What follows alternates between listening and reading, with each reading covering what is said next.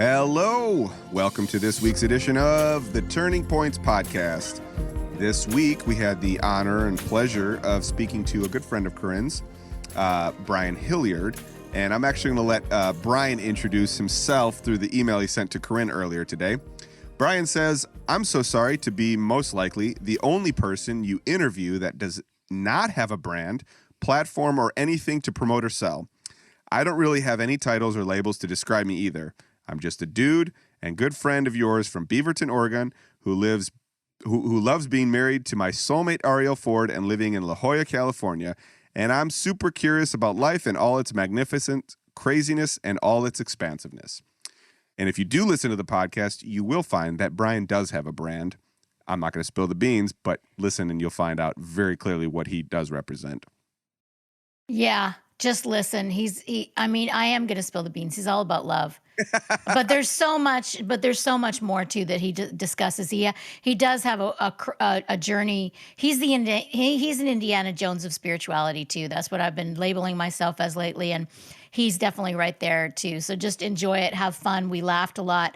I cried a little at how beautiful he is, and enjoy. Absolutely. Hey, Brian, welcome to the podcast. Hi, Corinne. How are you? Good to see you. Yeah, so good to see you. I can't even remember the last time I actually saw you in person. You were probably at the Chopra Center. We were probably there too, just wandering around. And as always, love collided and we had a great time. I know. Yes.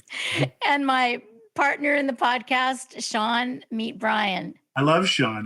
He's my best friend already. I agree, man. I was just about to say the exact same thing. So we're in sync here, brother. Cheers. Hey, and by the way, Corinne, I wanted to give you props on your documentary. That's just a beautiful documentary, and I just love your devotion and dedication to the children in India. Oh, thank you. Yeah, we worked hard on that, and they're loves of our lives for sure. We're very blessed to have them. You'll have to come meet them sometime. I would love that. Yeah. I'm a kid magnet. I love kids. They would love you. Oh, yes. Well, I'm excited about that now. Okay.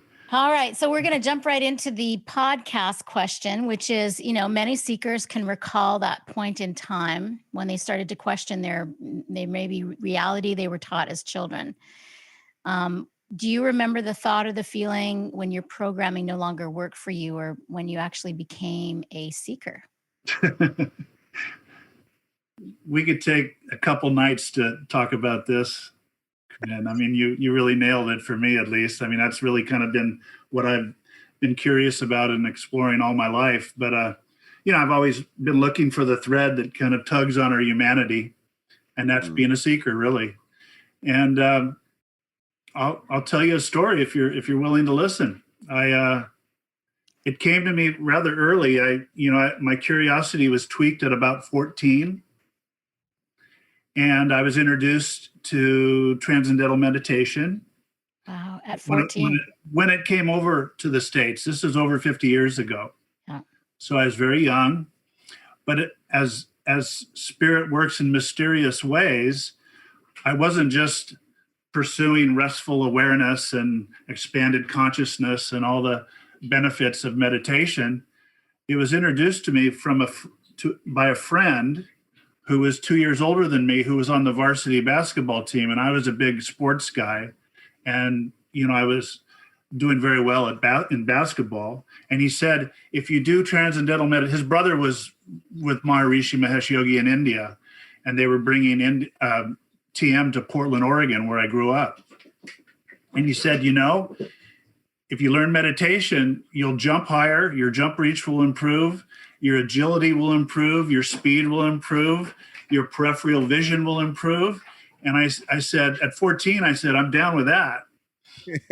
And so, believe it or not, I grabbed my mom, grabbed her hand and took her down to the, one facility in Portland, Oregon, teaching TM. And back then, it was considered a cult and it was very controversial. But I wanted to improve my basketball skills. Little did I know, after 50 years of meditating, how the other benefits, the add-ons that really were important to me. But believe it or not, it did improve my basketball jump reach. and my speed and my agility. So it really did work on both ends. And it was very helpful. My mother, had to be there. She said, if this is a cult, I'm going to discern for you and help you out and take you right out of that facility if it's not, something positive. But sure enough, it stuck with me forever. And then it just kind of opened the doors to all my other meditational techniques and other things and my journey that's been going on forever. But it actually, I have to tell you, it started even earlier in that. The question really, it has to deal with me being 4 years old. And believe it or not, some very strong messages came to me at that age. And it was they were very lucid messages, lucid dreams at times, sometimes startling, but there was a strong voice that was ushering in this whole new way of life for me, this whole understanding. And it was very simple, more dual at that time, not non-dual, but very dual, very black and white, very good versus evil, listen to your heart, these kinds of things. But that was the foundation for my beginning. So that's really, it goes back to me being 4 years old. So do you remember something specific about, because I actually have also experiences. I actually remember before I was born, and then I remember when I was 3 or 4, I actually had a non-dual experience. So do you remember the specific experience that stands out for you at 4 years old? Well, with me, it's all experiential. It's all feeling. It's a lot, it was a feeling, but it was, again, lucid and sometimes it was a dream state. I grew up on a farm. So the things that I had to work on was my imagination and my creativity and my independence. And sorry for my cat. He's going crazy all over this office. He was at the end of Ariel's interview. I was wondering if it was a cat or a dog. I don't know why. He usually is pretty calm this late at night. But anyway, that's part of the fun. But I can remember, I can remember the messages. I can remember the feeling. I can remember how powerful it was. And I was wondering at this age, I strongly believe all people, it's nothing exclusive. It was an inclusive message. And the message was that, it's available to everybody. This inner guidance, this inner power. If you listen to me and trust it, you'll benefit from it as you move forward in life. Mm-hmm. And so I was listening to these very strong messages of listen to me, trust yourself, trust your heart, trust God or the supreme reality, whatever you want to call it. But it was a very fine-tuned, specific message, and those were the downloads I was getting at that age. At age 4, see that's. Because when I think about the experience when I was 4, maybe even 3, I was at the kitchen table with my dad at like 5 a.m. He was getting ready for work, and the reason why I say this, that's way beyond our 3 and 4-year-old brains. So what came to me was I was eating raspberry toast, very clear memory, and I said to my dad, "Do you remember when you were my age?" And he said, because I wanted to know, like this time thing seemed really weird to me. And he goes, "Oh yeah, I can remember. I have some memories when I was a child." And I froze. I stared at my raspberry toast, and for like a minute, I basically had a mindful minute. And I thought, I want to remember this moment for the rest of my life. And I froze and stared at my toast. So to me, you're describing this thing that's not a 4-year-old brain. This is even though it's not. Because awareness doesn't have thoughts, but it's something, a mechanism of intelligence that is in there when we were that age, right? You're right. Absolutely. It's all coded. It's all part of the intelligence. There's many frequencies. As you know, we're all energy. I mean, that's how I know you and I can relate to that. I had a long discussion with Jean Houston at one time, and she was sharing with me that at 3 or 4 years old, mainly around 4 years old for everybody, there's a portal that opens, and that information and energy is available to you. But as you know, in the question you asked, the programming that we have, the social conditioning that we experience, our mom and dad's telling us, no, that's crazy talk. That's just a dream that you've had or whatever. We shut that portal down. and those activations become dormant. So it's not available to us as we move forward unless we are curious enough and open enough to to listen to that message, to confirm and reaffirm that message. And so Gene had a wonderful insight to that, and just confirmed what my experience was. And I could really, we had a great conversation. But that's really what's happening. And I also believe we'll maybe talk about this later, but my whole life has been dedicated to the homeless, unsheltered friends of mine, folks that I've spent a great deal of time with over the last 50 years. And it started at a very early age too. My wonder and my questioning about why people were living this way. And that just ignited my whole exploration into that way, field. And I continue with that today. But I know so many people on the streets and friends that, the people I've spent so much time with that have shared that about that time, they had experiences like that, but they were shut off. And it got so bad, and it just, built up inside of them that it really had an impact on their mental health over the years. So I think we all have that availability. We all have that potential, as you know, to tap into our higher source, our higher self, source, whatever you want to call it. But it's, in many cases, many instances, it's just shut down. Yeah, that's it's a hard trauma point, because it's a trauma that, society wouldn't classify that as a trauma, right? I mean, society would be like, no, that's when you started learning how to be in life, right?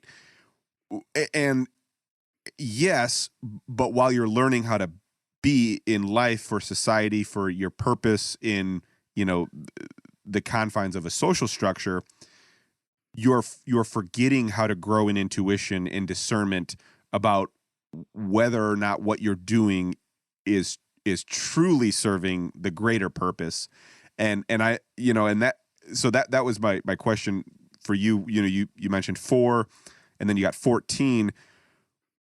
Do you recall the experience of, was there a lot of programming that maybe shut down a part of that portal, or did you have a life as a child where maybe more of that kind of way of thinking or way of being was cultivated? No, thanks for that question. That means a lot to me, because it goes back to my mother, who kind of laid the foundation and was an example of unconditional love for me.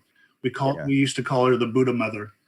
And my dad was off doing his work every day, and he was really growing in his own field of law, but he always was there for me. But my mother she grounded me in spirituality, in metaphysical, potential and those kinds of insights. And she just nurtured that and nourished my soul. And so she was always there. I mean, she took me to the TM facility to learn how to meditate. And she was that kind of woman. When she entered a room, everybody gravitated towards her. So I had that wonderful example. So my programming and conditioning was quite a bit different. I was very blessed and fortunate to have that kind of upbringing. And then I had, as you know, because of that, things began to I attracted other things into my life that opened more doors of that kind of perception, of that kind of way of life, of that beingness that you were referring to. Instead of being a human doing, I was learning to become a human being. And the unseen was much more important to me than just the things out there in the material world. Damn. The unseen was more important than what was in the. That's beautiful way of putting that. And that's, I think this conversation, or the basis of this conversation, is kind of what I guess drove Corinne and I to start these conversations, because I think there's a lot of people that have experiences that are, similar, to you and Corinne's, probably similar to what I had. Mine was a little bit later, in adolescence, but it's something that there's a fear response to that questioning. There's a fear response, whether it's, your parental, figures in your life, there's a fear when you start questioning outside of their ability to answer. And that was kind of my experience. Was I was very aware that the way I viewed life and interacted in life was a lot different than the people around me. And of course, in adolescence, you can't really articulate that, right? 4-year-old you having that experience, and then you now being able to look at that objectively is different. But there was a questioning, and there was an awareness of difference. Like it doesn't seem like other people are asking these questions, or certainly not getting downloads, or in my case, I was on a youth trip and I started speaking tongues. Oh my gosh! In a church that we didn't speak tongues. The church I went to before did, but there was no reason. And we were in the back of a van, and I'm speaking tongues after praying. And at 15 years old, I can't possibly, I might have been 13 or 14. I don't know. I couldn't possibly understand that at that moment. And what I was given was, well, that's just the Holy Spirit. That might be good enough for some people, but for me, I'm like, what the fuck is the Holy Spirit? I need to know more about that. That's the questioning. And then, so I think a lot of, and I had a very similar experience, and I'm going to let you speak here in a second, but love it. A very similar experience where I was blessed enough to not be completely repressed in that experience. And I was allowed to at least grow in that questioning. But it is hard to hear that there's probably a lot of people that are repressed to the point where they just have to go rogue and be homeless. Well, you used the most beautiful word earlier, is trauma versus expansion, basically. Yeah.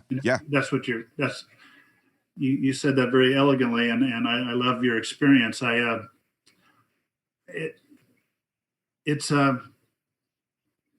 Again, you just have to count your blessing. Really, you just have to, you really, because it's just a potential. It's an opportunity, and the messages that I was receiving very early on was, again, it's open for everyone.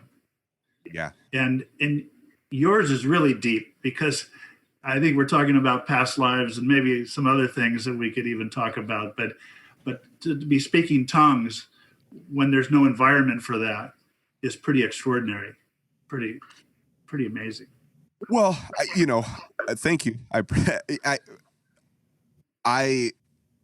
think I'm interacting with the same mechanism or the same gravity. I call it a gravity. That what the download you're getting. There's this. It's not so like, well, what is it saying? Well, it's not saying. There's a gravity of understanding. There's a gravity of knowingness that's beyond your knowing. Yes, that's moving through you. That's how it manifested for me, and I'm thankful for that experience, because now I understand that I've always been connected. Like you're saying, it is available to everyone. And I think I grew up in a circumstance, and I know people that are still growing up in a circumstance where whatever their religious structure is, it isn't available for everyone. Right. And there's a particular dogmatic pathway that you have to go through in order to receive that. And that's not been my experience. My experience is that shit's available whether you want it to be available or not. And sometimes it's overwhelming and too much. So, yeah. I think we need to cultivate some kind of a culture that supports people that are experiencing those things. Well, I like the word you use, gravity. In some of the esoteric teachings, they refer to it as silent knowledge. Hell yeah. And it is a pull. It's a pull. You're actually being pulled. Yes. Into this portal of information and energy. It's really cool. So, Brian, what were you drawn to then after? Were you more drawn to the TM right away, to do more of that, or what was your next kind of spiritual delving? Well, it was I stuck with that quite a while, and my relationship with Deepak. So, and being the curious person I am, I explored all the other different techniques, primordial and all these other, mantra meditations, as well as mindfulness meditations. And then I got into the real heavy duty work. I actually, a few years later, somebody told me about meditation, somebody told me about the martial arts. So I got heavily involved in martial arts, thinking that it would improve my agility and my endurance and all that too, and actually my core and as well as the metaphysical, spiritual, aspects of martial arts. So that was a nice little traveling experience. And then I got really into it. And I also love to party and enjoy life. But, I'm a Gemini, so I like all aspects of life, and I try to fine tune all those finer elements of life. But I was meditating. I got into work heavy, and I got into the business world and traveled the world, and had I was very fortunate to have some success in that arena.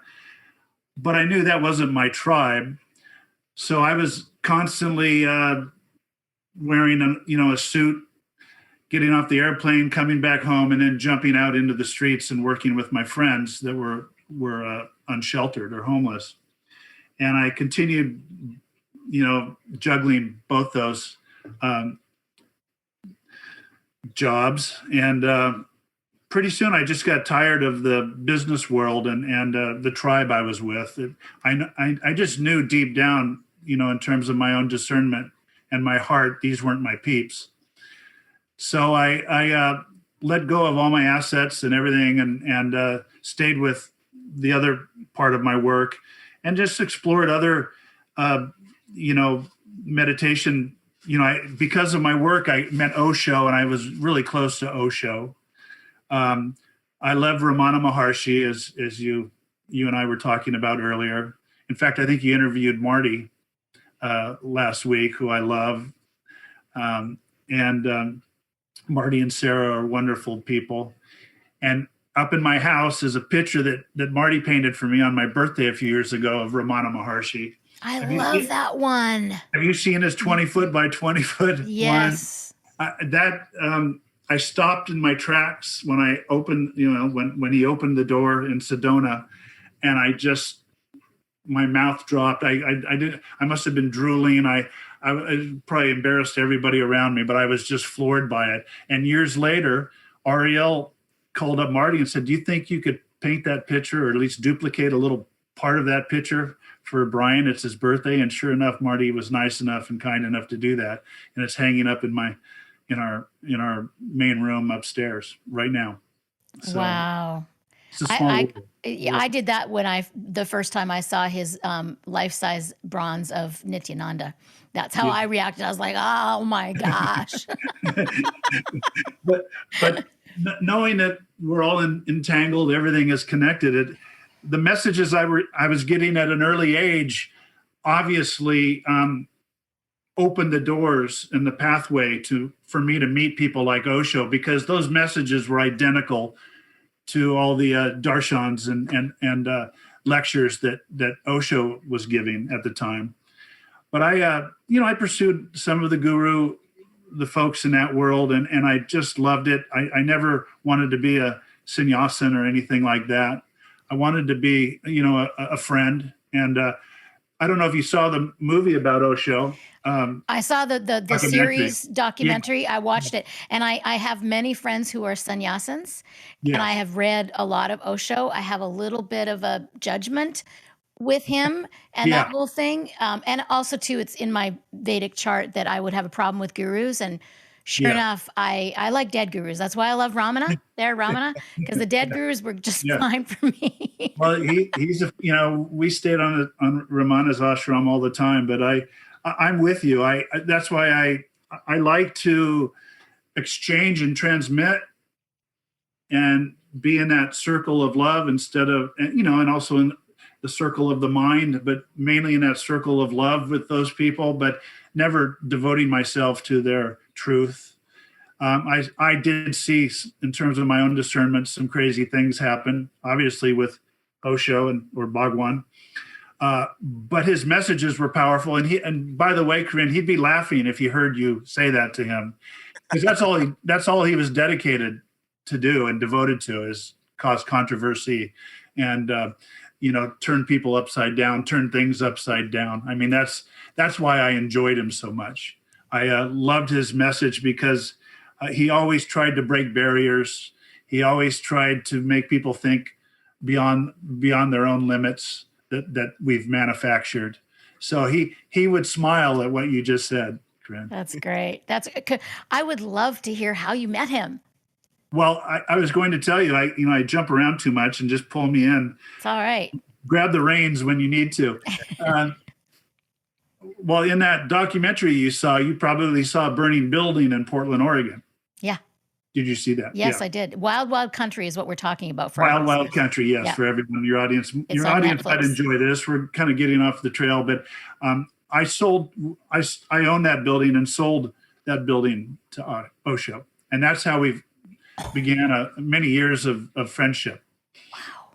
And he wanted that place as a satellite ashram for people in Portland. But what it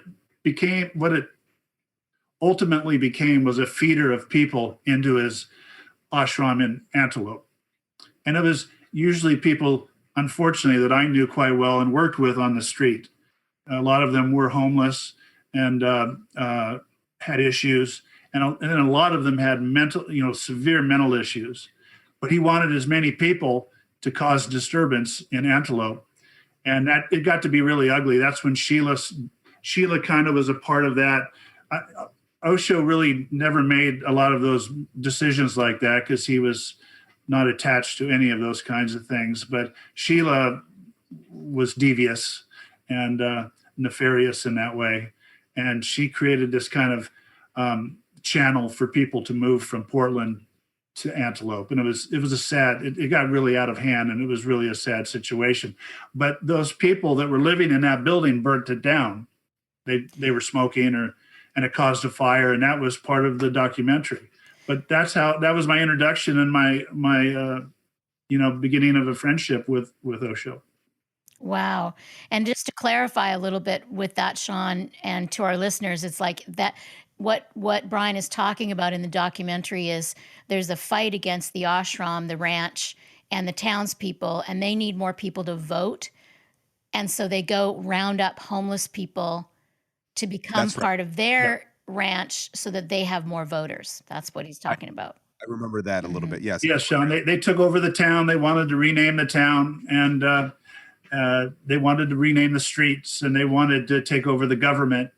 And that was an Osho kind of movement. He evaluated the whole situation in Oregon and other places to land his ashram in the States. And he chose Antelope because it was the most controversial.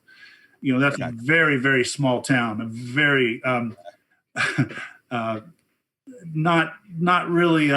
They didn't warm up to this whole progression and evolution of thought that Osho possessed. Not at all. Yeah, I imagine not. That with any small town, that big changes like that generally get them off. Well, and that's what's interesting. I don't know if this came up last week, but we were talking about Guru, being one who points at the light, right? I mean, yes. That's kind of the rough, Midwestern boy definition of that, and maybe that's the exact definition. I think it's very easy to conflate those two things and say, well, everything that was done in the name of Osho did. But I'm sure that's not the case, especially when you're talking about other people being involved. And, if what you're saying is true, that he did like breaking boundaries and he did like challenging mental constructs of, probably any kind, well, that's going to bleed into that culture in a way that is most likely unmanageable. And it's almost inevitable that you're going to experience something like that, because yes, Osho might not be the kind of person who's devious and nefarious to that degree, but an extreme devotee might be, and boy, breeding ground for chaos. You just really captured the essence of the entire dynamic and issue that I always had a grievance with. I'm sure Corinne can agree, and it's part of my whole upbringing, which is important to me, and that's emotional intelligence. Yeah, after all these years of being with all these folks, Corinne, I'll answer another part of your question is I kind of honed in with my dearest buddy, Doc Shildra, who founded the Heart Math Institute. So in terms of energy and information and the dynamic of entrainment and coherence, I'm a big heart guy, and the science behind heart and the heart intelligence. So that's kind of where I gravitated towards after all these years. But anyway, he's emotional intelligence, heart intelligence is a big component to our own growth. And with a big community, any community, but with a community that Osho had and others, even Amma, when you go to Kerala, there's a disturbance in the field. And part of that is for growth, and that crisis can really work and bring people to their knees so they can, again, open up their hearts and their minds to something greater than themselves. All that, we can go on and talk about that.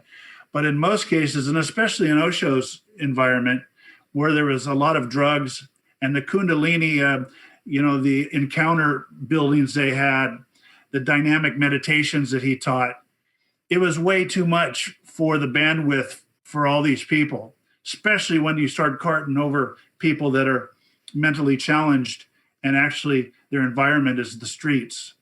And to try to integrate that community, you had some wonderful people there, but you had some people that were very disturbed. You had some, the encounter buildings and the free sex and all that, the sexuality aspect of the Kundalini and all that he was teaching got way out of hand. And you were melting people that really shouldn't have been together in that kind of environment. So you hit it right on the head, Sean. And it's to me, what encompasses all that is the emotional management of each individual and then each community. Well, that's a great way to put emotional intelligence. Yes. Because we are generally all, we interact with our emotions often. Oh, all the time. We don't often have the emotional intelligence to know how to aim those emotions. And knowing when the right time is to allow that emotion to grow to whatever, maybe an emotion, maybe anger. Okay, well, I'm present in anger right now, but there's you have to manage that anger or point it in the right direction so it's transmuted into an effective action. Yes. And that's the emotional intelligence.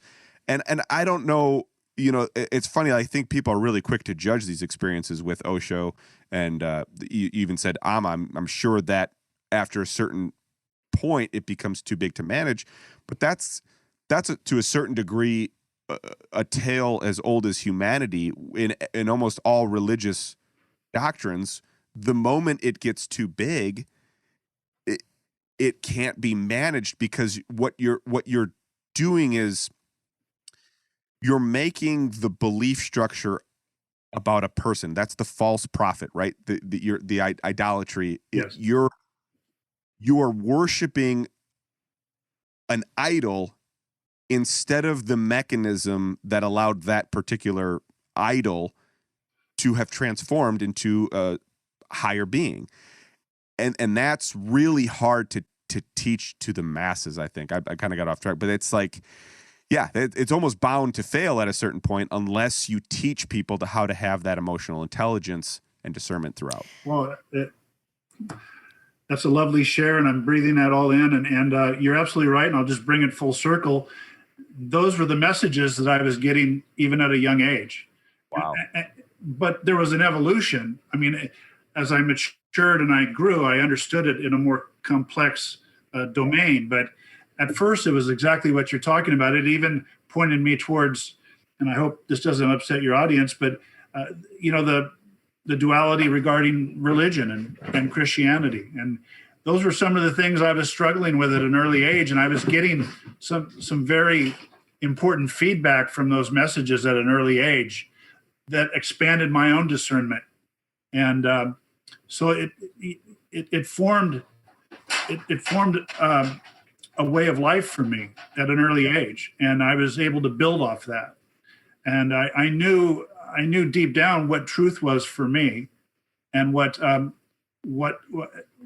what was the proper discernment to evaluate some of these things that were coming at me full speed.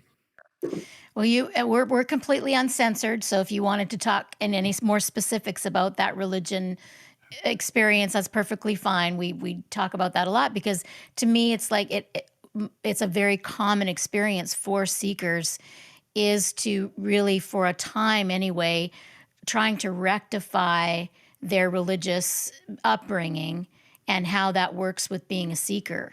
And, for me, I had an experience, in the Catholic Church when I was really young that kind of turned me away from all of it because I kind of loved the nuns when I was little and maybe would have gone down that path because I loved God and I loved that feeling. But that experience that turned me away from the church really helped me to be more open spiritually.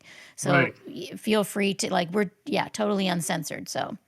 Well, I'm on the same page, but the messages I was getting early was be careful of that dogma. And they explained some of that dogma to me. And sure enough, as I had some earlier experiences with the church, I just knew that wasn't my group.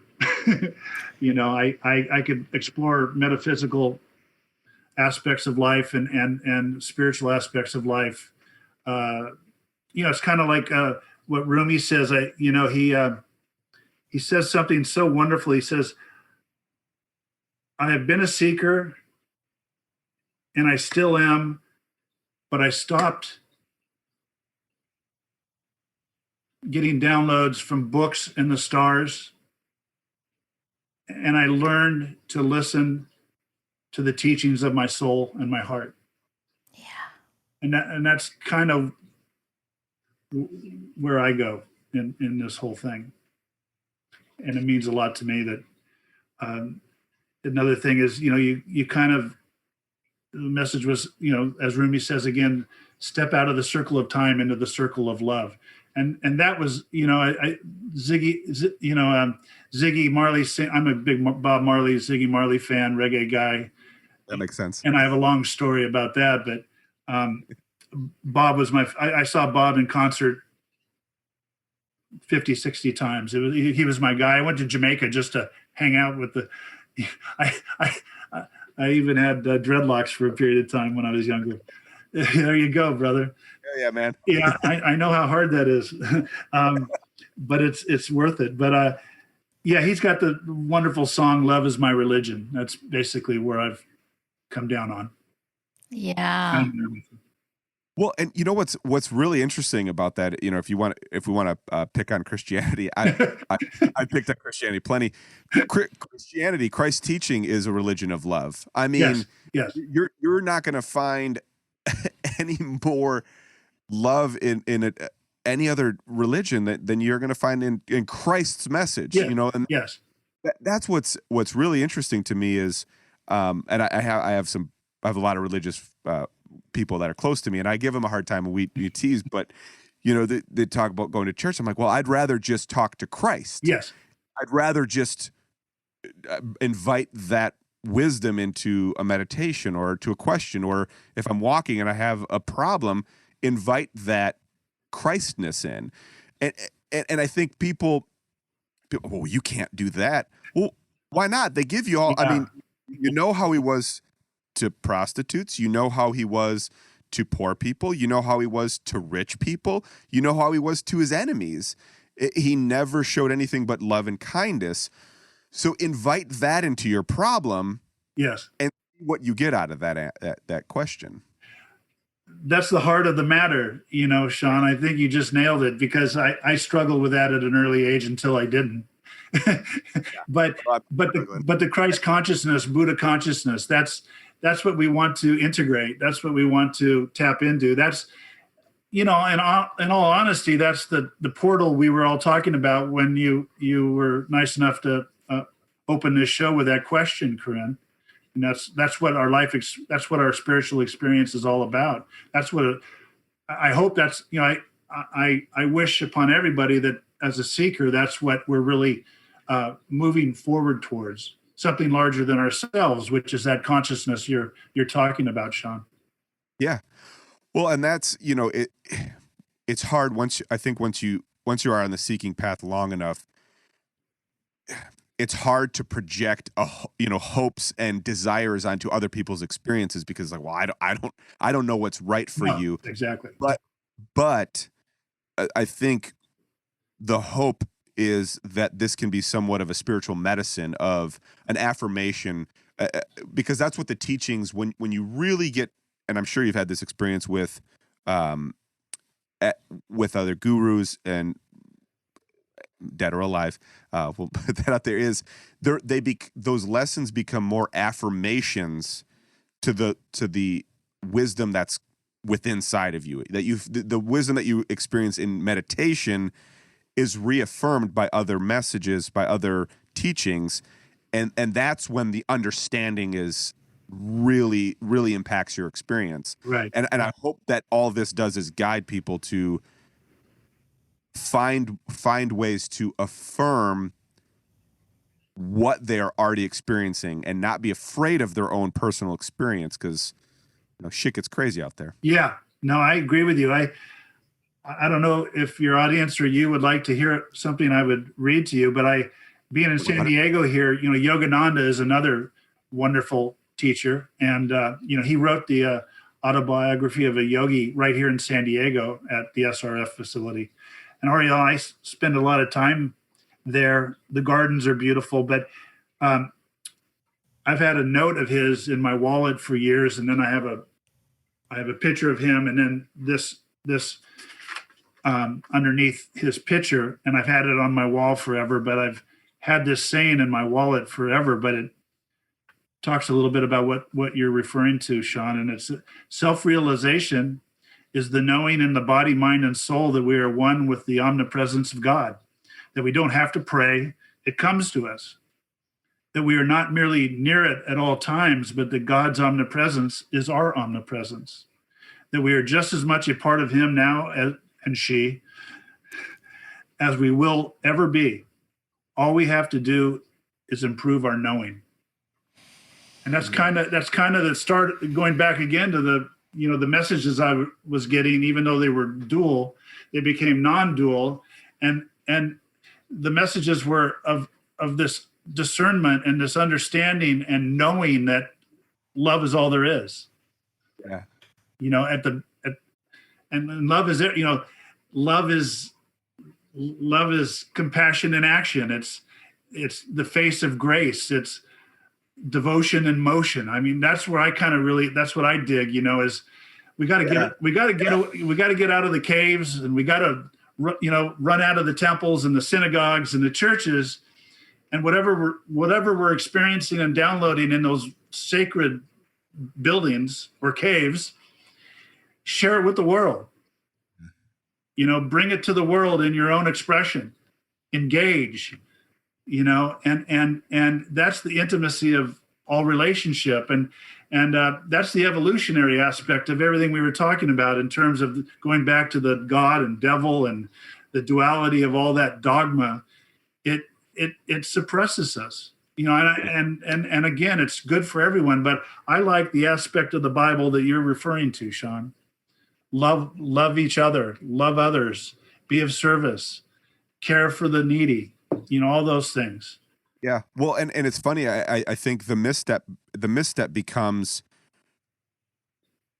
creating an enemy out of somebody who's just expressing love differently. I mean, really, that's when it starts to devolve is no. You have to express love this way, or it's not love. Well, come on, man. And that's when it starts to, I think it crumbles really quickly. And that's when we have, these issues. And I think that's what's exciting about, having these conversations. And I'm going to refer to the email that you sent to Corinne about, being excited to do this podcast, because you are very explicit. I'm just a guy. I don't have a brand. I don't have this, but you do. Your brand is obviously love. That was immediately understood when we got on the call. It's just, thank you.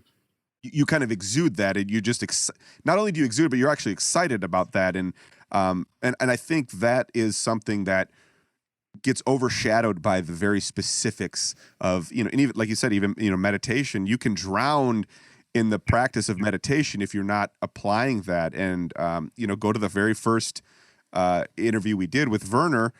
He said, yeah, it's great. I meditated in a cave for 12 cage and cave for 12 years, 20 years, whatever. And then eventually he felt it's time to come out and share that. And that was Israel. And I think that was echoed through many other, interviews too. Yeah, very much so. Very much so. All right. So from love is my religion to because I loved the Bob Marley documentary on Netflix. I ate it up. I thought it was amazing. I didn't know that much about him. I've always liked him and liked his music, but I didn't know about his life and how amazing he was and his journey. So do you want to share that story? Well, it was kind of like some of those other experiences when I encountered Bobby at the first concert that I went to. Bobby. Yeah. Okay. Well, I was just enthralled. It was so intimate to me. It was so the energy and I resonated with everything about Bob, and his message was profound for me. And it's a lot. It really all his messages included a lot of the things that Sean has been articulating, and it was all about Jesus. It was about the love of Jesus, and Bobby embodied that, and so I just caught the wave, literally, and I'm a big surfer too, and so I loved going over to Barbados and Jamaica and all those places. I lived over there for a while, and so I just part-time got into the lifestyle, and with that came a lot of reggae music, Peter Tosh and all the great ones, Toots, and I went to all the festivals over there, and I just really absorbed everything I could in terms of the lifestyle and the way of life. So Bobby, again, I went all over the place. I traveled as often as I could to see him. And then after he left the planet, Ziggy came onto the scene, and it's One Nation Under the Groove, man. I just kept grooving with that reggae vibe, and Ziggy really, he took on the essence and the energy of Bob in his music and his message and the way he performs. And so it's all good there, but that's I had some wonderful experiences over in that part of the world. And again, that way of life is etched in my heart forever. So yeah. And Bobby's music it's in my rotation constantly. It makes you feel good, man. I mean, and it's funny. My mother-in-law, maybe I shouldn't share this, but like she was going through a hard medical time at one point, and looking for some kind of just emotional, mental stimulation of positive vibes, and she just started listening to Bob Marley. Yeah, and, that's someone who lived on a farm. All of a sudden, started listening to Bob Marley, and it's a music style in general that kind of makes you feel good. It's just the general rhythm of it all is good. But then the message is every little thing's going to be all right, man. I mean, like that's one of the famous songs about, but all of them are there, and they're politically charged, and they're about awareness, and I, not to make it political, but like how many of those same concepts and messages that were prevalent then are still prevalent now, and it's, and there's still parts of our culture that want to repress those ideals and that questioning, that awareness, and it really becomes that's the trauma versus expansion, man. There you go. Ego loves the trauma. Ego likes to maintain that trauma, because in the trauma, you're regressing and you're becoming smaller, and you're becoming more easily contained and more easily manageable. And when you're expanding, there's no end. It's limitless. So. No doubt. And yet I feel like it's the resistance between that causes the expansion. Like it's the resistance and the ego and the fear that causes suffering that then causes the breaking open. I mean, there's a choice there, right? You either become more of the victim and more anger, or you choose to crack it open. And that's sort of what, as I've been writing my book, because I don't know if you know, Brian, the reason why we started this podcast is I started writing my spiritual memoirs, because I've realized I'm the Indiana Jones of self-discovery. Like you think of anything, and I've done it. I've tried it. Yeah. It sounds like you are too. I'm on your team. I think you are too. Yeah. And so, it was sort of evolved to called Turning Points. And I started asking people on Facebook and stuff about their turning points. And then Sean and I were having a conversation. And I'm like, we have to do a podcast called Turning Points and talk to people about their turning points, because I love their stories. And so what I'm seeing, the theme that has been in my life and what seems to be with a lot of our guests, is that sort of that suffering and pain that does crack open the light and causes that evolution and the expansion. Yeah, I agree with you. I think you just nailed it, and I'll be on your team anytime, Corinne. I like I said, I was very curious when I was younger. But are you still playing music too? Are you still? Yeah, and Sean is actually a drummer and a sound engineer. Oh, great, so yeah, he cool. You got a band going. I love it. I did. Left the band. That was a turning point, to say the least. But yeah, I was with the touring band for 10 years almost. Oh. But I worked in music production, recording engineering, and production for my whole career now. Fabulous. Wow. Yeah.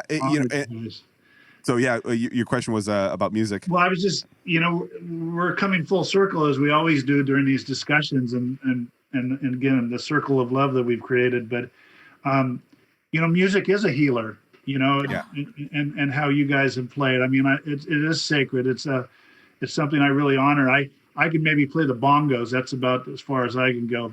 But I love music. I'm very involved with music, playing for change and things like that. I've been on the periphery of in that wonderful project and things like that. I mean, music to me is everything for me. And your story, Sean, of your mother, it is healing. Music is the bridge.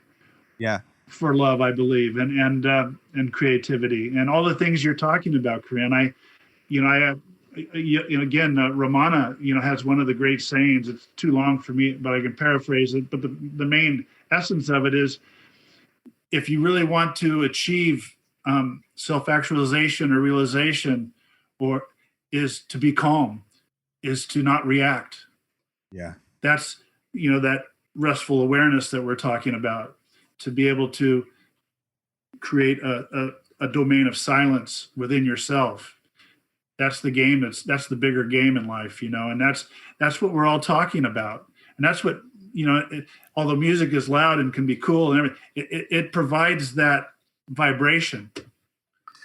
It's a space. And I mean, I think intentful art that is created from that center space of self-actualization, self-questioning, when art is created from that, it is a space that allows for that coming out experience, right, and I think that's why people gravitate towards live concerts, is because you enter this. I mean, it's a field of vibration. It's a portal of its own kind, where if you set the stage right, and you set the tone of the room right, man, it's a blast off point for many people. And drugs or no drugs. I mean, I've had some transcendent experience at concerts. Yeah. Both under the influence and not under the influence. And, I think what's interesting, I've always kind of had more of a peripheral interaction. I did play with the band, but, I tour managed. So I was there, we were there first. We came into this venue before anybody else was there. And it was just us and a few other workers. And some of my favorite experiences in life were those moments before and after the concert, because it was almost like being an usher to that space. It wasn't just about playing music in that space, but it was about setting the intentions for that space. Absolutely. And I remember meditating in all these venues and just being neutral, not reactive, just being a gravity for that free space for people to express themselves as they need, spiritually, emotionally, whatever they need. And I think that's why it can become a very healing experience. Yeah. I think you're absolutely right. It's beautiful. Music can bring you from the reaction state to the response state. Yeah. It's really your deeper self, your soul, or whatever you want to call it. It's tapping into that essence, that space that you're talking about. And it's commingled. We're talking about spirituality, but music, it's all the same. It's that space, that container that you're creating. And it's not coming from ego or from reaction, which is turbulent and chaotic and all that. It's coming from easing into it. Even though you're, just like, you tell me anybody that listens to Bob Marley, put them in a room with some Bob Marley music and they don't start smiling, or they don't start grooving, man. I mean, that's what music can do. Even Scorpion and Def Leppard and all those too, Yeah, I keep hearing the music soothes the savage beast. There you go. It calms. Yeah, and actually, I am still singing. I will always be singing. My guitar's in the corner here. I pick it up most days, and I sang New Year's. I love, my favorite thing to do is sing kirtan on New Year's. And of course, during COVID times, pretty hard to sing kirtan, but I went to a socially distanced outdoor silent retreat near 3 hours from here. They had heated blankets that you wrap around outside to meditate in. And so we had a fire for New Year's Eve. And so I was the only one without a mask. Everybody was away, 10 feet apart and stuff, but they were singing with the mask on, which was a little weird for me, but I could feel them moving, and so it was great. Good for you, Indiana Jones. Yeah. But it's funny. This is a subject that I don't know if we want to go off into, but I'm so tired of Zoom concerts too. I've had so many Zoom concerts that I enjoy and I appreciate because of the quarantining and the what we're going through. But I can't wait to get back to the real life stuff. Oh yeah, it's vibration, right? It's the vibration. Yeah. You can't feel. I've been teaching yoga and meditation on Zoom. I haven't played music on Zoom, but I'm getting to the point now after 8 months, like I close my eyes as I'm teaching my students yoga and I'm there with them in each room. I can feel their bodies and the words that are coming out of my mouth and stuff. And I can connect and I can even, I know that I can help move the bones and, distance, which has been profound. But with music, there is that vibration that you're not going to get, you'll get the heart connection energy over Zoom, but the vibration in your, that would be missing. It's a lot like Sean was talking about and what you just described beautifully. It's all a part of it is that anticipation before the concert and after, and during it is that energetic vortex that's created and that collective love, field of love that is created. It's quite a frequency. That bandwidth is just blows out, man. It just expands exponentially. It's a one of a kind, experience and download. It's again, I can't wait to get back to it. So you were saying you did production around Arunachala full moon Deepam, right? With Deepak, yes. I did the production of full moon. It wasn't Deepam. I played my guitar and sang. I sang for 2 hours before I left the ashram. I was outside the ashram in one of the restaurants, and I had all the Westerners were gathering around singing kirtan and all these different songs, and then did production with the guitar. And I had a string around because I didn't bring my strap with me. I had a rope tied to the guitar, walked barefoot around the whole thing, singing and playing. So 6 hours straight singing. 16 kilometers. It's like 10 miles, something like that. No fatigue in my voice, no fatigue in my fingers, no fatigue the next day. The energy was so high and so intense that it was awesome. Yeah. And I'm sure you felt the same thing. Yeah. And in many ways, I think what you're describing is being in the flow, and that's the thing I think you were mentioned earlier, which again was the messages I was receiving younger, is the idea of separation and the understanding that we're not separated. And it's the ego playing our games, or our shadow, whatever it may be, that's playing those games of separation.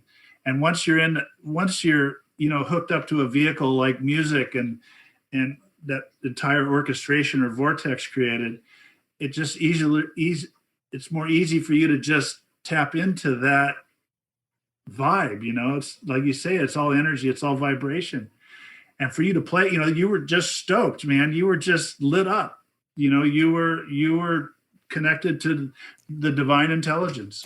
Well, I think it's what you're describing, what I'm feeling. It's like, okay, we know we're energy intellectually, although we feel solid, that feels weird, but physics tells us we are energy. And I feel like when we play music or do the production like that, we experience ourselves as the energetic beings, as consciousness that we are.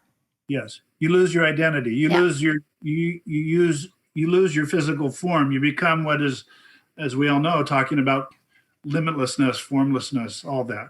That's exactly what you are in alignment and in coherence with that supreme intelligence. It's a beautiful thing. Yeah. And I can see you just, dancing around the mountain and singing and sharing your love with others and your gifts. And that's a similar experience I had with sports. And again, my background and my upbringing, learning to play with energy and all that, we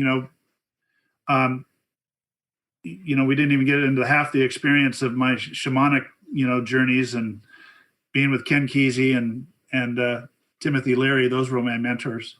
Oh, Jesus. And so I went into that whole scene. That's similar to maybe some of the experiences you were sharing earlier, Corinne, that you didn't go into the details about. Indiana Jones. Yeah. But these are the things that I experienced, again, with the help of yoga and meditation and martial arts and all that. But it was that understanding that you can move energy and play with energy, and that allows you your own potential to expand. So, I was just a little 6-foot guy, playing amongst all the giants, and there was a reason for that.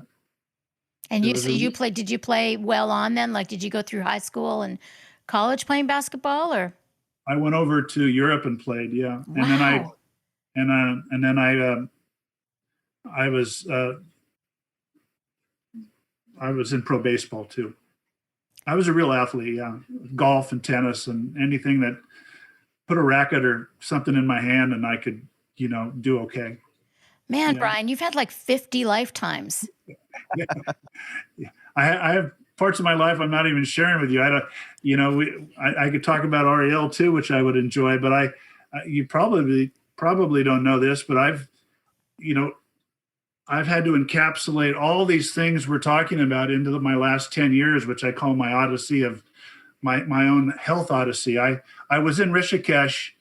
I'm a big wave surfer too. So, I love to surf. And I was outside in Bird Rock right here in my backyard, which is one of the best breaks in all of California. And I wiped out and cut my foot open, but I had to go to India the next day with Ariel. We take 10 to 20 people quite often to India and just share India through our eyes. I'm sure you can relate to that. Yes. And we went up to Rishikesh. That was our first stop, and my foot was cut wide open. And I know I should have had stitches before I left, but I bandaged it up like a guy, and just went on my way. Jumped on the airplane, got up to Rishikesh. It was like 80 degrees, and the water up higher was really clean. Usually I just douse myself. I just, my sacred little ritual and all that fun stuff we do. I don't die. We dove in and swam for an hour in Rishikesh. In the with Ganges. My foot, and about 15 people were swimming with us, and nobody got sick. I was in that day. And what had happened, unfortunately, I make a long story short, because it's a 10-year, odyssey, like I said. ugly parasite, a snail actually, went through the cut into my body, and I was misdiagnosed for 5 years. And those parasites harvested in my body. They had a party, basically. They were just living off my system for 5 years, and it caused that night I was sick with 103-degree temperature. Debbie was transitioning. You remember Debbie, and you love Debbie, Ariel's sister. So we had to go home for an emergency that night. Luckily, I was in business class. It saved my life because I had 3 or 4 changes of clothes. That's how sick I was. Wow. And it continued for 5 years. I lost my skin. I couldn't go outside. Again, I had one of the best doctors here. I had lab tests after lab tests, and no one knew about, we're experiencing COVID, but I've been quarantined for almost 10 years now.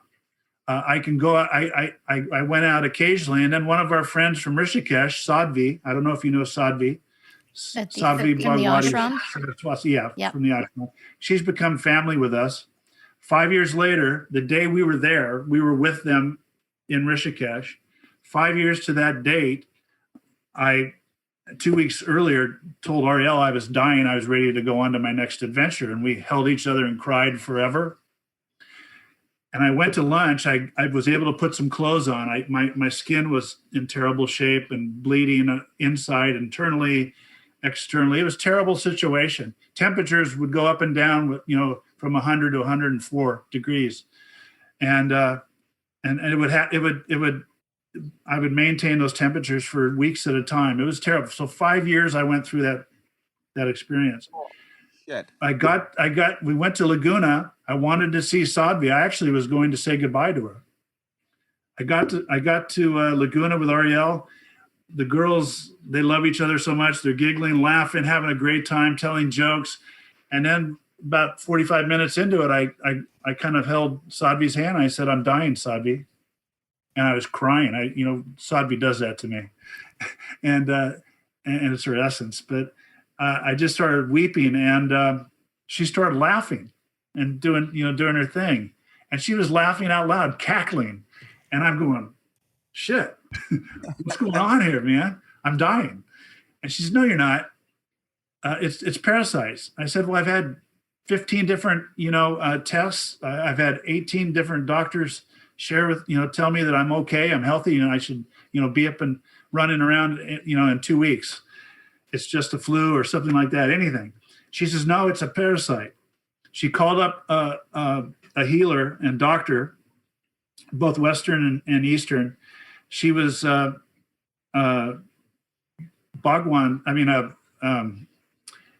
Yogi Bhagwan's doctor for 40 years in India.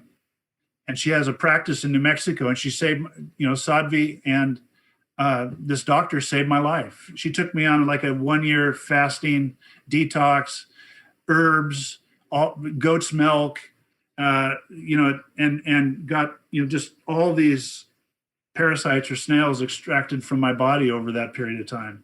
Unfortunately, it ravaged my system so much. About 2 or 3 years later, or during that period, a year or two later, I was at a store getting my veggies and all the stuff ready for food. I had a major brain dissection, and my heart stopped. Jesus, dude. Oh my God, dude. And so that's been my 10-year journey. And that's just a couple years ago that happened, right? Well, it's been 10 years, but my dissection and my heart stopped. I have a pacemaker now. It changed my entire identity. All, eating, drinking green stuff and, yoga, meditation. It saved my life. Actually, my doctors, I have some really great doctors. One doctor who actually has a guru in India named Amma, and she's one of the best Western heart doctors on the planet here. They all understand my condition and what I went through. And they basically said, with the resiliency and the energy I built up all these years, it saved my life. Most people in my situation would have perished. Yeah. So I was very fortunate. But anyway, that's been 10 years. I lost all my faculties. Ariel took care of me, and all the love that she provided me saved my life and nourished me. I'm kind of back, I'm back at it, but I was totally gone for a period of time.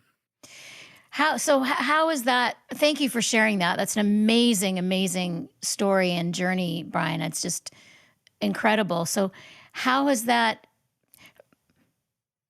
transformed, like changed you? Has it changed you, like your internal Everything. Totally. It's, like U2 sings, Ariel and I really value the idea of reaching for the stars, but with one foot on the ground, but it upended everything, and I had prior near-death experiences that changed my cellular structure. Honestly, it changed my whole life, and for the good. And that's a whole story in itself too. But this being at this stage in my life, and the kind of thing that happened caused a lot of dread, a lot of anxiety, a lot of stuff in my being, a lot of gifts or things that I was attuned to and aware of. Some vanished, some came back. My level of gratefulness, that frequency has just expanded. My ideas of love and those kinds of things have really been shifted. But overall, it's still I'm what I share with everybody is I'm still rebooting, recalibrating, redesigning Brian. But again, it comes from losing all my facilities and going through that rehab and that journey. It brought me literally to my knees. Like for the first few years after that, I didn't know if I could survive. My brain was off. Again, that whole calibration I had, that whole cellular dynamic really shifted, really changed. So yeah, my entire identity just went out the window. So I would, I don't want to take it lightly, but it is everything that I did prior, even from that little Brian at 4 years old, assisted my ushering in that information and energy that I needed to withstand and manage this whole situation, to be quite frank. Yeah, because sorry, Sean. I was going to say like during that process, I mean, because there's a lot of people that when they go through, I mean, there's many different ways we go through illness and trauma. Everybody has their own personal journey. Was your inner journey one of a surrender of the process? Was it fighting? Was it questioning? Can you share that? Yeah, that's a great question, and thank you. There's a lot of complexity there too. It's a dance, Mm-hmm. It's just that dance. It's somewhat of an amplified roller coaster at that time, because you've lost part of who you are, or you thought who you were, and even though I've spent my whole life letting go and surrendering that, I still had a lot of, in terms of my own ratios, I wasn't enlightened, not that I ever want to be, or even, it's just that, in terms of that spectrum, I still had a lot of growth, but it was an exercise every day just to stay on the planet for a year or two after my experience. So yes, I was dealing with what that all meant. And physically, I had hardships and challenges along the way. I was always trying to find the pony in there. I was trying to find the gift, and with all my teachings and all my learnings and all my discernment, you've tried to cultivate those things, and you have to activate those tools. You have to really embrace those tools and try to apply those tools along that way, because that's the real shit. That's the deep stuff that we all, and everybody's, a lot of people have had these experiences. It's thank you for asking about my experience, but, part of your exercise every day is to expand your perspective about, or understand as much as you can, have the empathy and compassion to know that there's so many other people having worse experiences than I was having, and to to try to source that if you can, Mm-hmm. so you can maintain and manage what you're going through. Every morning you'd wake up and go, or you'd watch a television show where there's somebody having a crisis or a health issue, and you go, wow, let's pinch ourselves. I'm still breathing. Yeah. That's really what it comes down to. Mm-hmm. Well, that was going to be my question: is what was the mechanism that ultimately carried you through? Obviously, you're talking about bringing your tools, meditation tools, yoga. I'm sure every tool you had in your spiritual, Yeah. toolbox was brought into play. But one of the things that we kind of explore is, what is the mechanism that actually puts somebody on a spiritual seeking path, and kind of what we have discovered so far is that it is a grace, it's a gift, that strikes you with struggle and questioning, and it makes you feel like something's not right here. There's more going on here. What's deeper? And it sounded like that looking for that gratitude became the saving grace to a certain degree, which is, yes, I can either, I'm obviously struggling and suffering, but I can suffer unnecessarily by not having gratitude for what I still do have. And Yeah. I appreciate that. It's everything we're talking about, and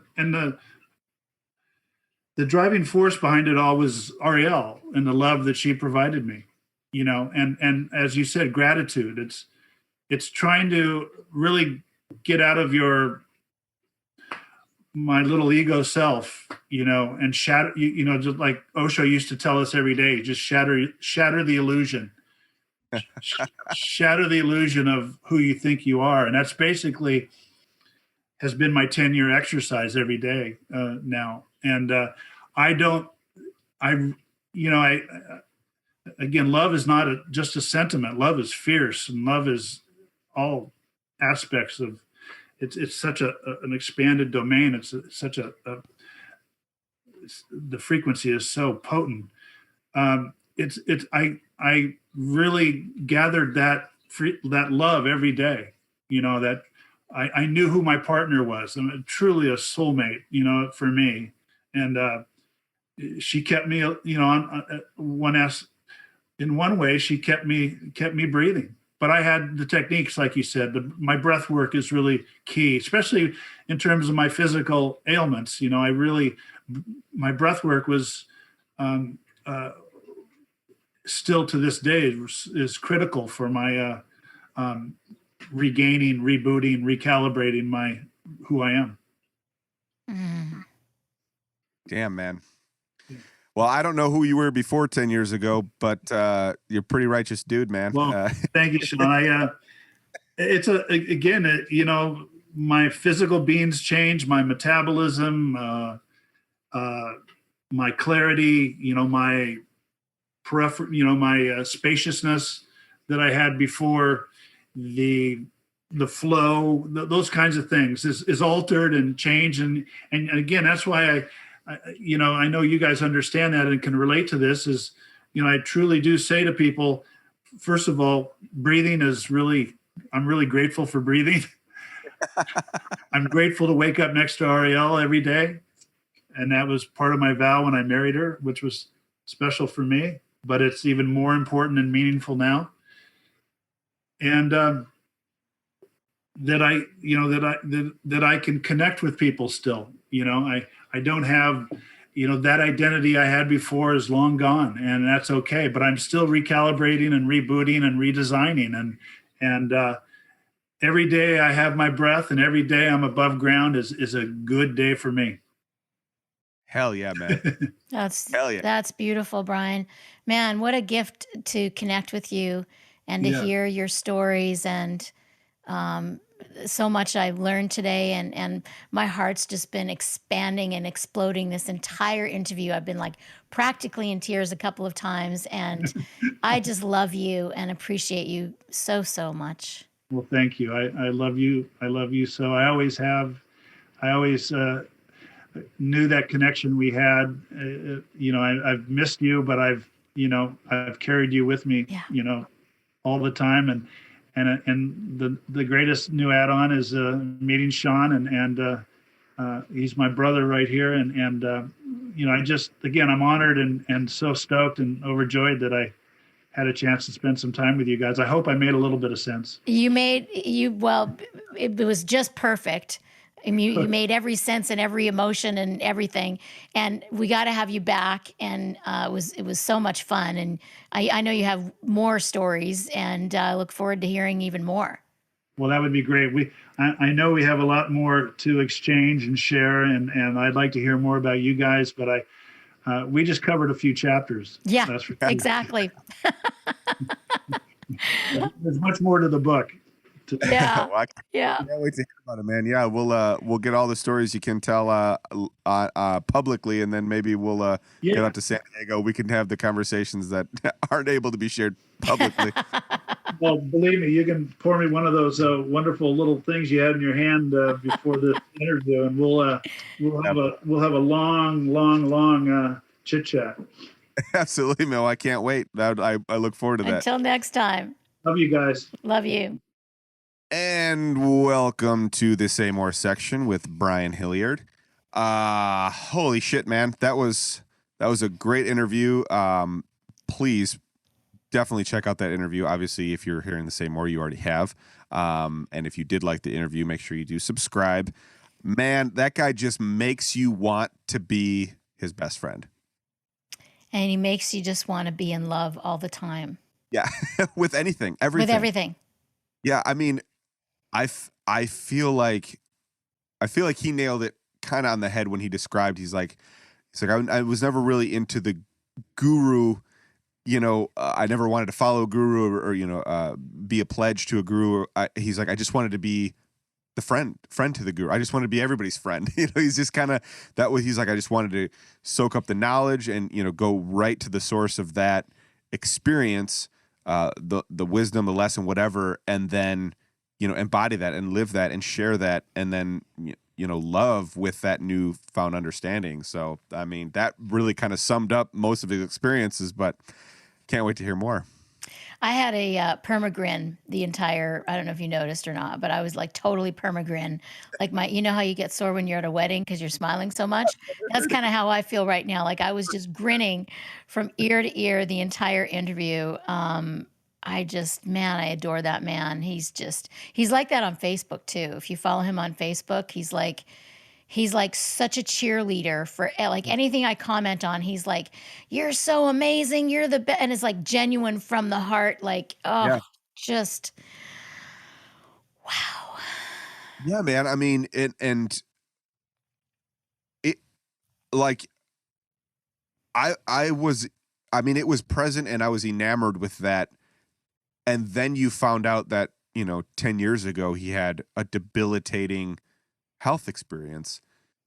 And, for him to say, well, it changed my whole being and, I'm still reprogramming and not recalibrating, not reprogramming, but recalibrating from that experience. It's just kind of like, how are you? Well, he had too much energy for me to have thought he could ever go through something that, Well, he did say it was a 10-year ordeal. Yeah. But I mean, damn, it's just no bitterness to anything. But it didn't sound like I didn't know. Like I said, I didn't know him 10 years ago, but you knew him, and that's kind of how you portrayed him, was just lovable. And I really like his outlook. I loved some of the synchronicities, where we talked about the reaction versus response, and those different states. And but I really loved that. I loved the emotional intelligence portion of the conversation and growing and cultivating that emotional intelligence. I think that's a key element to navigating. I think we focus a lot on experiences that bring you into a meditative questioning spiritual growth experience. And then there's going out into life and carrying that with you. And I think emotional intelligence is a huge bridge for the interaction of taking that your own personal spiritual experiences and delivering them outward. You have to have emotional intelligence. You have to have patience. And I just really like that concept. I'm going to meditate on that more. Yeah, well, I think we should talk about it more. I mean, I call it. I love the name emotional intelligence. When I'm dealing with my coaching clients, I call it emotional maturity. And I think there's a difference. I think emotional maturity is because I think most people have the emotional maturity of like, well, your maturity, they say, stops if you have a trauma, you know, and also you learn it from your parents. And most of our parents have the emotional maturity of really like a preteen, you know, like, 12, 13, 14, when your sort of emotions and hormones are out of control. That's how most people who haven't done self-inquiry work are. You get when you are your thoughts and are your emotions, you're very reactive, right? Yes. So the first thing I do is I teach people to meditate. My coaching clients, they have to meditate daily. And then the next thing we work on is emotional maturity. And now the language that I'm liking now, because then you have the opposite. So then you have the people that are sort of new on the path that are learning how to be more emotionally intelligent. And then you have the people that have been on the path for many years. I was listening to an interview with Jack Kornfield and Tim Ferriss the other day. It was a really good interview. And Tim Ferriss is like, he's like, been studying and doing all this stuff for a long time, self-discovery. And so he's pretty emotionally mature.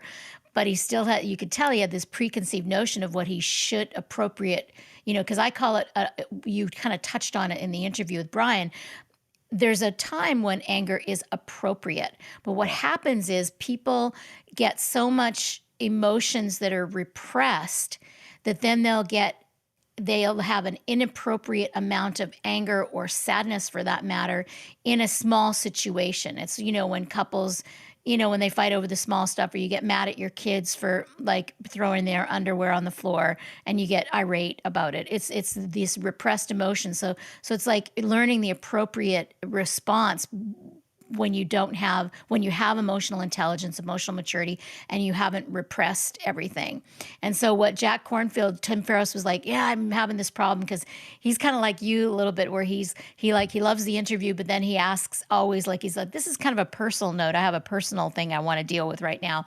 So he says to Jack Kornfield, he's like, I've got this contractor I'm having to deal with, and it's just like, there's so much that's been going wrong. And he said, I found myself just like totally losing my shit with this guy. And I feel like not a good spiritual person, basically. And so Jack Kornfield's like, let me tell you a story. About 5 years ago, he was doing the renovation in his house. He had a contractor there, and he needed this kitchen done before they left for Hawaii, him and his wife. And it was like 2 weeks away, and it was like very clear that they wouldn't show up and stuff. And he kept, being polite and then finally he just lost his shit with this contractor. Jack Kornfield did, and he's like, you said you'd have it done, blah, blah, blah. And the contractor looks at him and goes, oh, so I guess you need it done. And so Jack Kornfield's like, that was inappropriate. And he's like, I had to speak contractor language, right? Because some people just need that. Yes. And so, so that to me is emotional intelligence. Is at first it's this emotional maturity that you learn that you are not your thoughts, you're not your emotions. You learn to have space in between. And then you learn, and then there's like equanimity, like Brian was talking about, this calm. And then you start to see your emotions happening, and then they become just like energy. But then there is, even though you see your emotions as just energy, whether it's loneliness or fear or anger or sadness, you see it as just energy, but your mind names it as the whatever it is and then creates a story around it. But as soon as you start to experience more as just plain old energy and you don't have a story around it, then you can just let it pass through you. And that's what's been I've been able to do now for a couple of years, and it's awesome. Well, yeah, and I wish I had been taught that understanding a long time ago, because I was I think I not think, I definitely know that I was very imbalanced with how I approached using anger, to the point where I remember in my early 20s, I was like, I don't get mad. And I was proud of that. It's like, no, I don't get mad. Well, I get mad. I just don't act in anger until I do, until I can't manage that anymore. And I've had to learn to be mad in the moment. When I'm mad, be mad.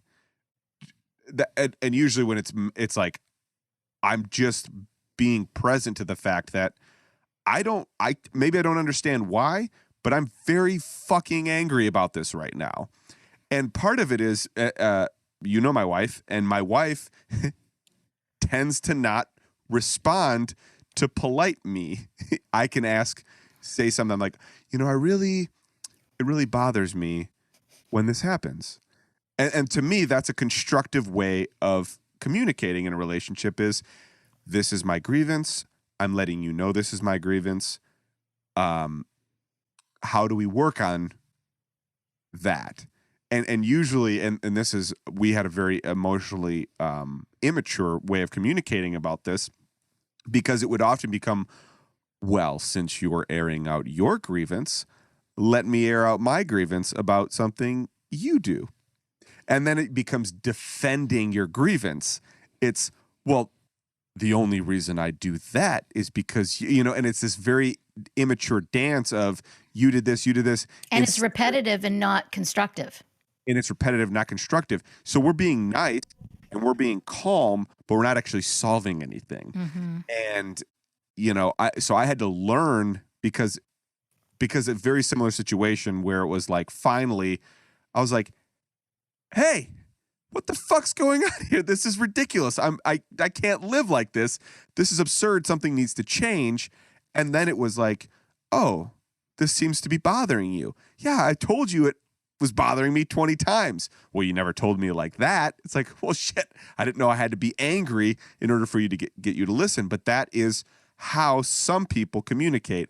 And there are times where it's not unreasonable to be angry when the situation calls for anger or whatever, It's just about being balanced in your response to that. Obviously, imbalanced response to that would be, murdering his family because he was so mad. That's imbalanced. That's also not mature. But it is something that we repress. I mean, we repress the emotional state of people. Well, and you learn it from your childhood. Like, I know for me, my mother and father were both incredibly emotionally immature most of their lives. Not good communicators. I love them dearly, but that's just the fact of it. And my dad used to give people the silent treatment. He gave me the silent treatment on occasion. He gave my mom certainly, and his wife that he had, after my mom, would give her silent treatment for 2 weeks. Oh, Would not speak for 2 weeks. Whoa. Yeah, right. And so I learned what not to do. And I did find myself, before I became emotionally mature, I would kind of go into that. I would also go into my mom's response, was to yell and scream and throw things. Yeah. I had both of those things within me. In fact, I lost my shit with my dad one year. I may have told you this before. The car ride where you went the wrong way and he... Yes. So I'll tell the short version of the story, because I think we didn't tell it on the podcast. I think it was just a conversation of ours. But basically, I took my dad to the passport office to get a passport over Christmas, and I was all patient and everything the whole time, driving back and forth a couple times, and then I went the wrong way. Well, he told me to go the wrong way through a parking garage, and then I had to back up very narrow. I was driving my brother's, one of his old pickup. Luckily, it was an old pickup, and I had to back up and turn like a hairpin corner, backing up in a pickup truck, which I couldn't do. And my dad started yelling at me while I was trying to back up and telling me what to do and getting more angry and angrier, which is not. And I finally totally lost my shit and told him, he wasn't fucking helping in any way. I've never spoken to my father like that before, ever. And this was only 10 years ago. No, like 7 years ago. It was only 7 years ago. I was 50 years old. And And so yelled and screamed, backed up, bashed the car up a little bit, or the truck, which fortunately my brother didn't care about. And then on the drive home, I apologized to my dad. He wasn't speaking to me. He gave me the silent treatment about 3 days, even though I said, Dad, after driving for 45 minutes in total silence, I said, Dad, I am sorry. I said I was angry, but I still should not have spoken to you that way, even though I was angry.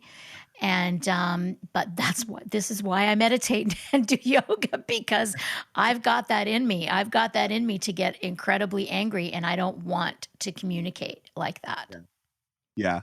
Well, and that's I think the hardest part about people that you're closest to in your life. They tend to be able to bring that out, whatever that anger is, or whatever that, that emotion that you were working on, yes, you that was an imbalanced response, but it was triggered by not just that one moment of him nagging at you. That was a culmination of every single time that you had that experience. And after 50 years, enough was enough. And the fact that all you did was yell at him was a testament to how much work I'm sure you've done. And the fact that I was able to apologize to him within a half hour, and I was calm about it. Yeah. Well, and that's the thing that I think we struggle with a lot. Is it's easy to kind of manage and also remove yourself from instances where you get too much of that anger response, right? And we're using anger as an example, but I'm sure you live your life where you try to put people around you that support you and don't pull out that kind of a extreme response. But the people that are closest to us, especially parental figures, they really have a way of triggering that programming. Well, Debbie Ford was famous for coining this phrase. Debbie Ford was Ariel Ford's younger sister, who wrote the book Dark Side of the Light Chasers and The Right Questions, and several books. And she brought the shadow process to the spiritual community. And she used to say that your buttons were actually wounds. Oh, well, yeah, that makes sense. Yeah. They're the traumas. I mean, they're the traumas that you have, and it's funny, like you can do years, decades of work, and if somebody presses on that wound in the right way, or the right person presses on that wound in the right way, you're going to get that. You're going to get that from just about anybody in most cases. Well, what I've found is that as those wounds heal, the buttons completely disappear. They do disappear. Well, I'm working on that. No, I promise you they do, and that's why I was able, because my dad, that was, like you said, it was a culmination of everything, but it was an appropriate response to, yeah. I mean, appropriate for, I guess, all the years that it was repressed. But, yeah, no, there's been many other things in my life that I don't have many buttons anymore. It's pretty awesome. Well, and that, I think that the healing shows in the fact that even in a situation where most people would say, well, you were totally justified in reacting that way, your response to that reaction was, I don't talk to people that way, and I don't want to talk to you that way. I hold myself accountable and responsible for the part of that was wrong, that I shouldn't have done. And what's interesting is we don't put a lot of value on that in our society. I mean, we kind of do, but that being able to swallow your pride and go to the heart of a matter and say, you know what? Yeah, maybe I was vindicated in that reaction, but I don't want to react that way. My work is to not react that way, and I don't want to be a model for reacting that way. So let me apologize for not living up to my my standard is beyond that reaction, and I didn't live up to that standard. That's one of the greatest heroic things I think you can do in your life, is hold yourself accountable for the things you do wrong, even if they're socially justified. And we don't talk about Joe Rogan, but the podcast master at this stage in our lives had that happen recently, and he said he repeated something live on a podcast that was actually turned out to be true, and he didn't vet the information. He just said it, and later he did a full social media response where he said, "I fucked up. I shouldn't have said that. That was ignorant of me." And he apologized to millions of people through social media. And all it did was make people shit on him more. And I really think that in our culture, we need to get back to valuing honest apologies when somebody's holding themselves accountable to a bar that most people wouldn't even hold themselves. Well, I guarantee you, if you actually went through the responses, there was just as many pros and thanking him than there was. And because when you have I think I looked on his podcast today, when you have 10.2 million people following you and a big, not a big percentage, but a large amount of people making comments, there's always going to be assholes making comments that are going to think you're an asshole, no matter if you're Mother Teresa. Right. Yeah. Even what 1% of 10 million is still 100,000 people. So yes, I think I did that math right. Let's just say I did.